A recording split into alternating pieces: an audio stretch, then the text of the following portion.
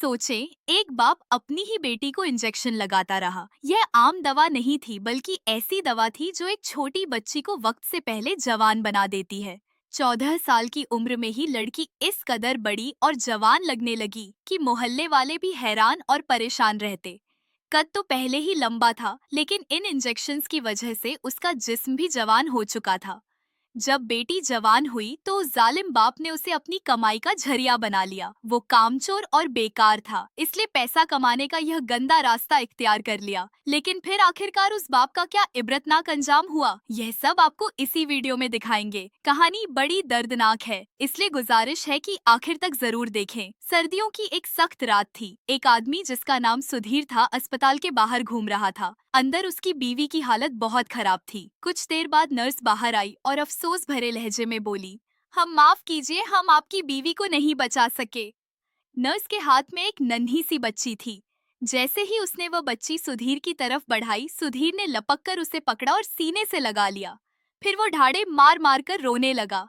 हाय, यह मासूम बच्ची कैसे पलेगी? या खुदा, यह कैसा पहाड़ मेरे ऊपर टूट पड़ा, मैं अपनी बच्ची को कैसे संभालूंगा?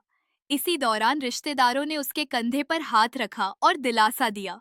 बीवी की नीयत घर ले जाई गई और दफना दी गई। सुधीर ने अपनी बेटी को अपनी बहन की गोद में देकर कहा, यह बच्ची माँ के बगैर रह गई है। मैं किसी और पर भरोसा नहीं कर सकता। मैं इसे तुम्हारे हवाले करता हूँ। लेकिन उसकी बहन ने झट से बच्ची को परे कर दिया और सख्त लहजे में बोली, यह मनहूस बच्ची है, पैदा होते ही अपनी माँ को खा गई। इसे मुंह से दूर रखो। सुधीर रोता हुआ अपनी बेटी को गोद में लिए अपने टूटे फूटे घर वापस आ गया।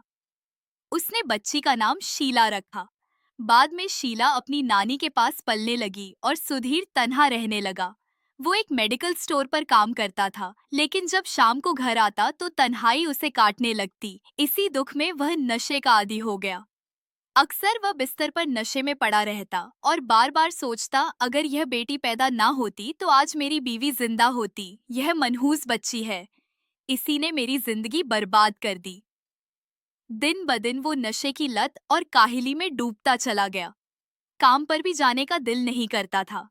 जब शीला 10 साल की हुई तो उसकी नानी का इंतकाल हो गया। अब वह दोबारा अपने बाप के पास आ गई। लेकिन इन 10 बरसों में उसने हमेशा अपने बाप को अपनी तरफ नफरत भरी निगाहों से देखते पाया था। एक दिन शीला ने रोते हुए कहा, बाबा, आप मुझसे इतने रूठे रहते हैं क्यों? सुधीर ने कोई जवाब ना दिया। ना जाने उसके दिमाग में कौन सा फतूर चल रहा था। वो पहले ही कामचोर बन चुका था। बेटी बार बार कहती, अगर आप काम पर नहीं जाओगे तो हम खाएंगे कहाँ से? लेकिन वह चारपाई पर नशे में पड़ा ही रहता। एक दिन शीला का चेहरा लाल हो गया, आंखों में जलन थी।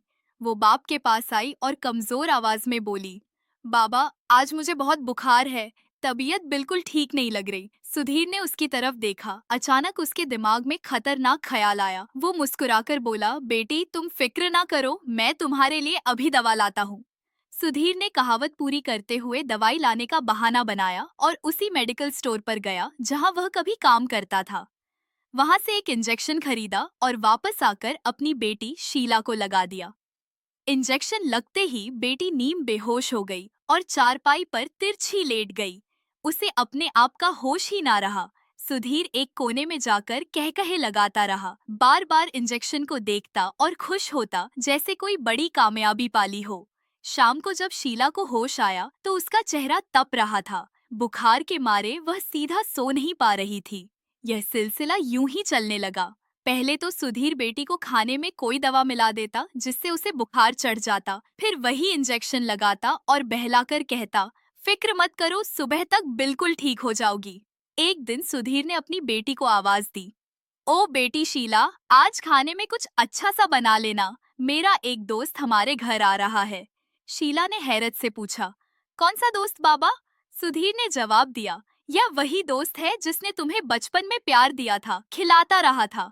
आज वो लखनऊ से सीधा हमसे मिलने आ रहा है, इसीलिए कह रहा हूँ खाने का अच्छा इंतजाम करना। सर्दियों की कहर भरी रात थी। दरवाजे पर दस्तक हुई। सुधीर ने खोला तो सामने उसका पुराना दोस्त सोनू खड़ा था। दोनों गले लगे। दोनों की उम्र 50-50 साल के करीब थी। सोनू हंसते हुए बोला, अरे भाई, इधर ही खड़े रहोगे या अंदर भी बुलाओगे? सुधीर ने जल्दी से उसे कमरे में बिठाया और बेटी को आवाज दी। ओ शीला, जल्दी से खाना ले आओ, मेरे दोस्त को भूख लगी होगी।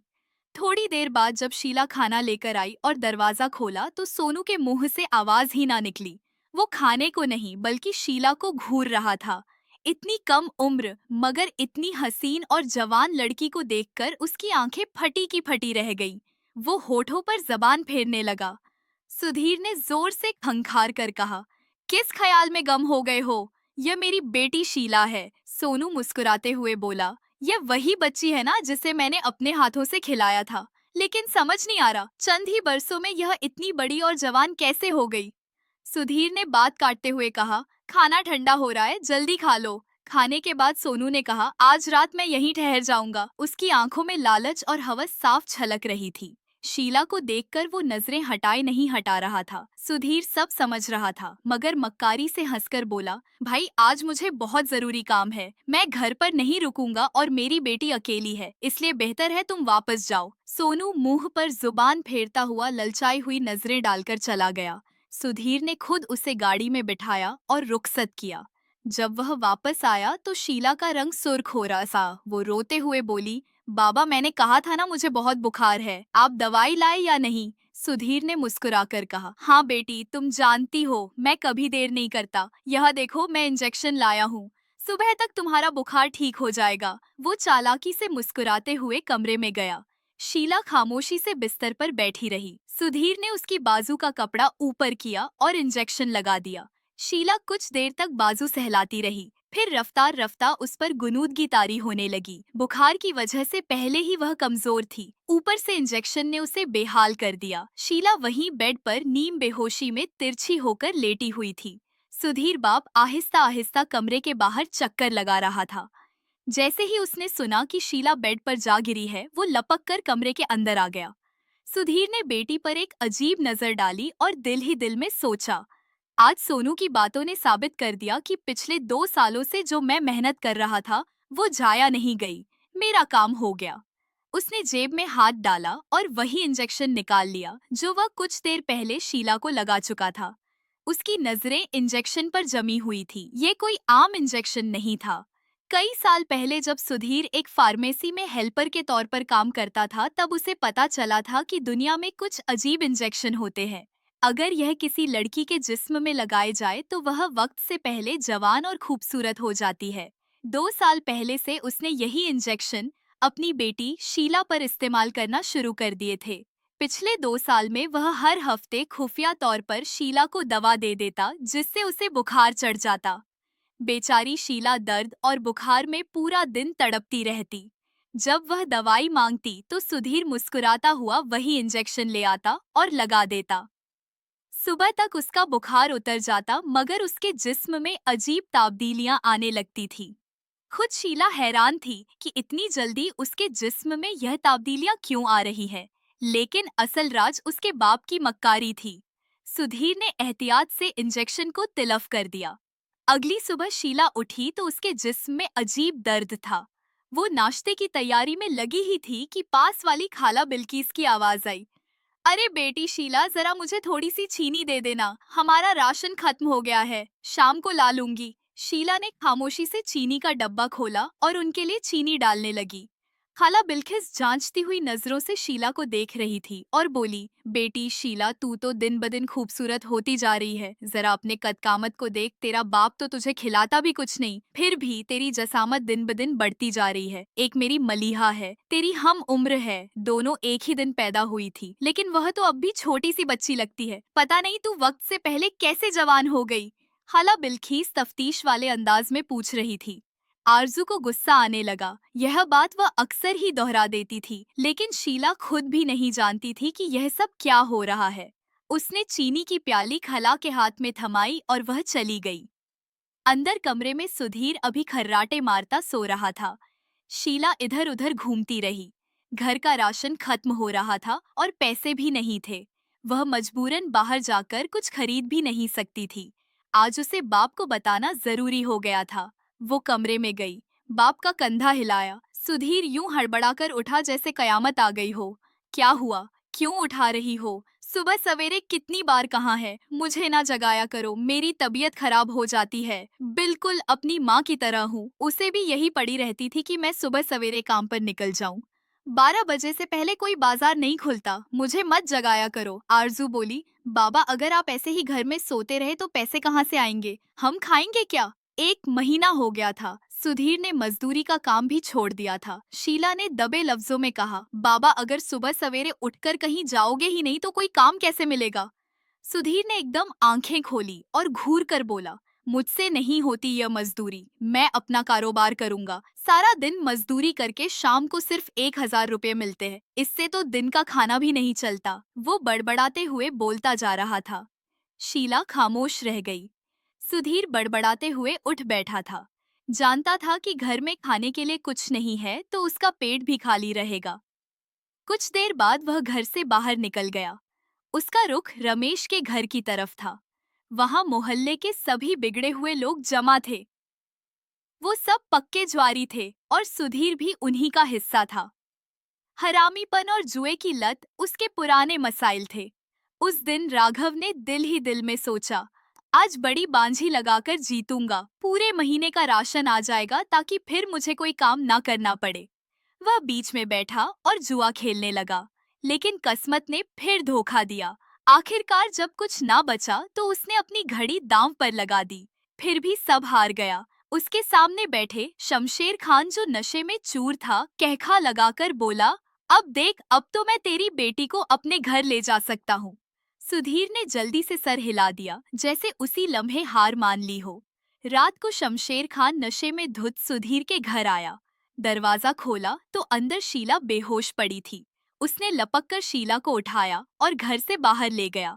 बाहर उसकी शानदार गाड़ी खड़ी थी। उसने शीला को गाड़ी में डाला और फौरन इंजन स्टार्ट कर दिया। रात के करीब 11 बजे का वक्त था। इधर सुधीर के चेहरे पर एक पुरस्कार मुस्कुराहट फैली हुई थी। वो खुद को तसल्ली देता जा रहा था। यह आसानी से नहीं मिला शमशेर खान, मेरी बरसों की मेहनत है, सिर्फ 4 रुपए का मामला नहीं है। उसका रुख बैंक की तरफ था। जल्द ही उसने चेक कैश करवाकर सारा पैसा नकद अपने पास जमा कर लिया। दूसरी तरफ शीला की आंख खुली। उसने देखा कि वह एक शानदार बेडरूम में है। कमरा बेहतरीन फर्नीचर और कीमती पर्दों से सजा हुआ था। वो बेख्तियार हड़बड़ाकर उठ बैठी। उसे याद आया कि उसका घर तो टूटा फूटा और पुराना सा था। यह सब क्या है? फिर अचानक उसके दिमाग में याद आया, बेहोश होने से पहले क्या कुछ हुआ था। सुधीर और शमशेर का उसे पकड़ना, फिर बाप का इंजेक्शन लगाना। वो एकदम कांप उठी।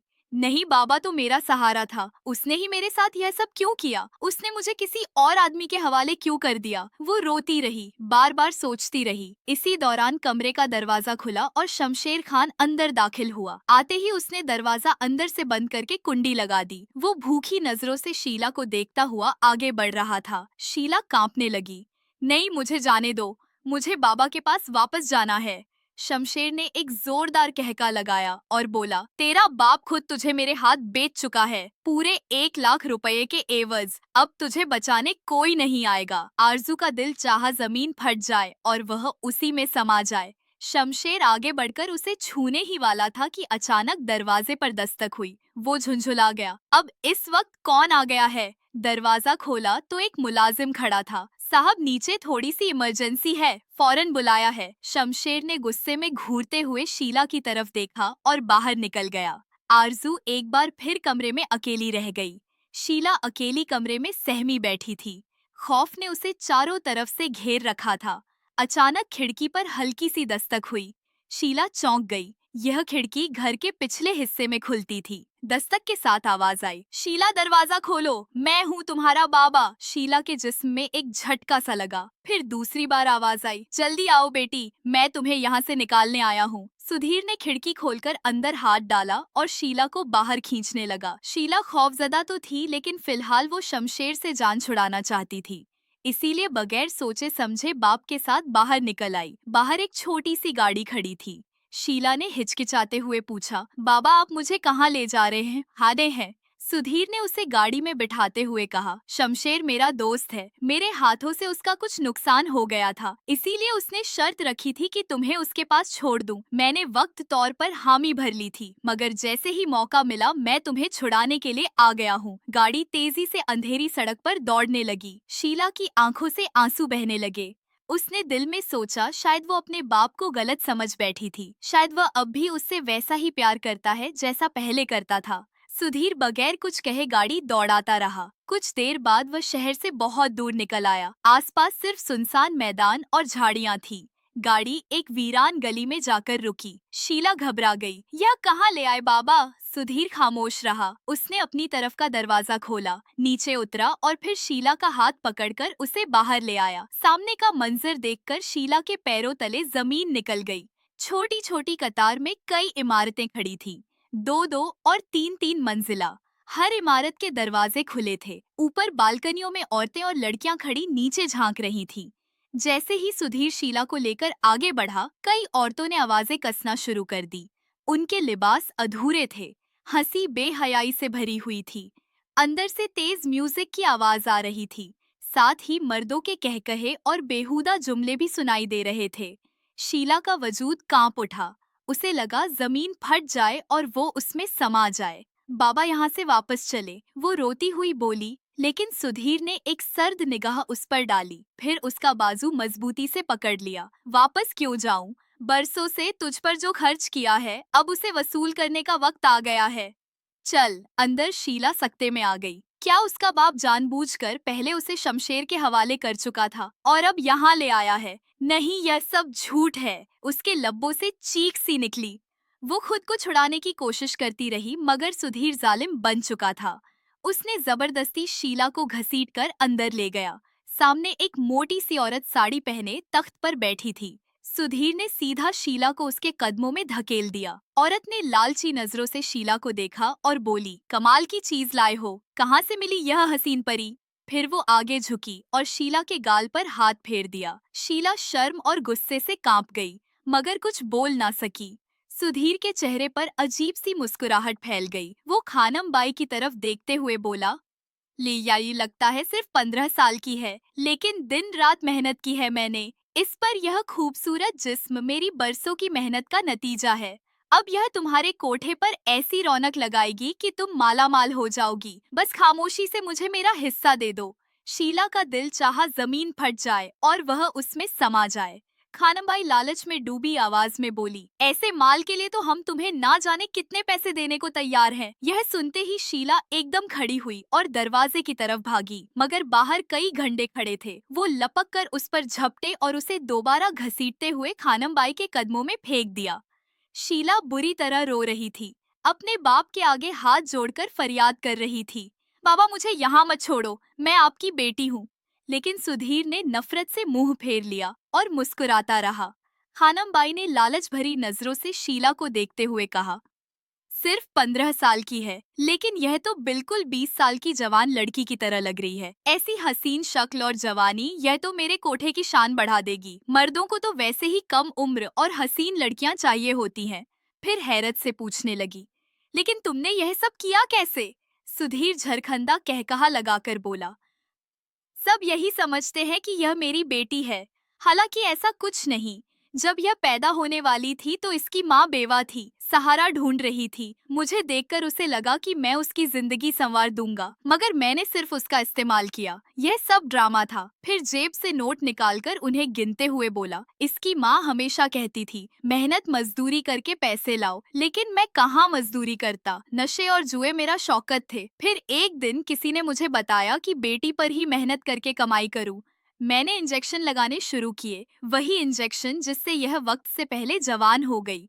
अब यही मेरी कमाई का जरिया है। ये यहाँ कमाएगी और मैं हर महीने हिस्सा वसूल करता रहूंगा। मेरी तो जिंदगी संवर गई है ना खानमबाई? सुधीर कहकहा लगाता रहा। खानमबाई मुस्कुराकर बोली, तुम तो बड़े लालची निकले। शीला यह सब सुनकर पत्थर की मूर्ति बन गई। उसकी आंखें बेयकीनी से फैल गई। अब्बा, आपने यह सब क्यों किया? मैंने तो आपको अपना सगा बाप माना था। वो फूट फूट कर रोने लगी, लेकिन सुधीर ने बेपरवाही से सर झटका, नोट जेब में डाले और उठकर चल दिया। शीला चीखती चिल्लाती रह गई। मगर उसका बाप उसे बेरो मददगार छोड़कर आराम से कोठे से बाहर निकल गया। शायद उसे अंदाजा ही ना था कि जो जुल्म उसने किया है उसके बाद वह खुद इस दुनिया में कहीं पनाह नहीं पा सकेगा। सुधीर का पूरा इरादा था कि वह जल्दी से यह मुल्क छोड़ दे और बाहर जाकर ऐश की जिंदगी गुजारे, लेकिन तकदीर को कुछ और ही मंजूर था। वो एक बड़ी सड़क पार कर रहा था।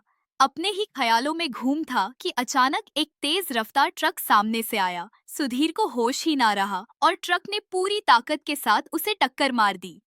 वो दूर तक सड़क पर लुढ़कता चला गया। लोग उसकी चीखें सुनकर दौड़े। सुधीर की गर्दन टूट चुकी थी, सर से खून बह रहा था, आंखें नीम व थी। उसने आखिरी बार ऊपर आसमान की तरफ देखा, फिर दम तोड़ गया। करीब खड़े लोग हैरान रह गए जब उसकी जेब से नोटों की गड्डियां निकली। जो जिसके हाथ आया वो नोट लूट कर भाग गया। यूं सुधीर अपनी लालच और गुनाहों के साथ इस दुनिया से रुखसत हुआ। उधर शीला कोठे में कैद थी। वो रोती बिलखती थी, लेकिन कोई उस पर रहम ना करता। आखिरकार उसने तय किया कि अब खुद ही अपनी जान बचानी है। रात की तारीकी में जब सबने समझा कि वह बेहोश है, तो उसे कोठे के पिछले हिस्से में डाल दिया गया, मगर वह सिर्फ अदाकारी कर रही थी। जैसे ही सब लोग वहां से हटे, वो उठ बैठी। उसने वही छोटा सा खंजर निकाला जो एक दिन पहले शमशेर के कमरे से छुपाया था। उस खंजर की नोक से उसने दरवाजे का ताला तोड़ा। थोड़े से जौहर के बाद दरवाजा खुल गया और वह दबे पांव बाहर निकल आई। सामने कोठे का वो हिस्सा था जो वीरान और सुनसान था। चादर लपेटे वह अंधेरी रात में भागती रही। उसे पता था कि उसकी खाला इसी शहर में रहती है, वहीं वह महफूज रह सकती है। फज्र की अजान होने से पहले ही वो खाला के घर पहुंच गई। खाला ने उसे उस हाल में देखा तो हैरान रह गई। शीला झारो कतार रोते हुए अपने ऊपर गुजरने वाले जुल्म की कहानी सुनाने लगी। खाला ने आगे बढ़कर उसे गले से लगा लिया। खाला का जवान बेटा भी अफसोस और हमदर्दी भरी नजरों से शीला को देख रहा था। कुछ ही दिनों बाद खाला ने सोचा कि अब और कोई मुसीबत ना आए। उन्होंने रातों रात शीला और अपने बेटे की शादी कर दी। शादी के बाद शीला की जिंदगी बदल गई। अब उसका शौहर उसे इज्जत और मोहब्बत देता था, उसका मुहाफिज बनकर खड़ा था। शीला ने बहुत दुख सहने के बाद सुकून पाया। खाला की जुबान से एक दुआ निकली, ए अल्लाह किसी की माँ ना मरे, वरना औलाद दर दर की ठोकरें खाने पर मजबूर हो जाती है। शीला ने तो अपने बाप को अपना सब कुछ समझा, लेकिन उसने ही उसे जिल्लत की दलदल में धकेल दिया। आखिरकार कौदत ने इंसाफ किया। जालिम बाप लालच के साथ दुनिया से रुखसत हुआ और मासूम बेटी को एक नया सहारा मिले।